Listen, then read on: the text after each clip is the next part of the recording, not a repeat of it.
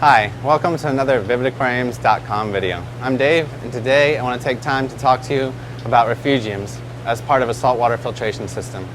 This is a question that comes to me often on our forum and Facebook, as well as with customers in the store.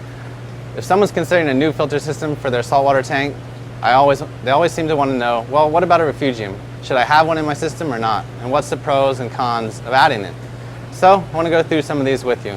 The benefits of a refugium are basically nutrient control. They can help to reduce phosphate and nitrate in the aquarium. The problem is that to reduce nitrate and phosphate effectively using only a refugium, you need to have a very large refugium. So let's say if you have a sump that's only 40 gallons on a display tank of 120 gallons, and then you section that sump up and you have, let's say, only 5 or 6 gallons for a refugium, that means you only have a very small refugium, and that 5 or 6 gallon refugium is not going to have enough capacity to filter a 120 gallon aquarium. But what you can do with a small refugium is to grow macroalgae, which you can use to feed your fish in the aquarium. You can also grow copepods and amphipods, which can be sucked into the display tank to feed corals and fish such as mandarin gobies.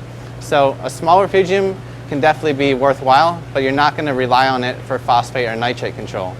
If you did want to have a refugium that would control nitrate and phosphate effectively for your display tank, I would recommend a refugium at a minimum half the size of the display tank and easily up to the size of or even larger than the display tank.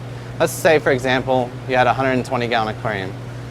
The minimum refugium you'd have would be 60 gallons all the way up to 120 or more if you wanted to rely on it to control phosphate and nitrate in the aquarium.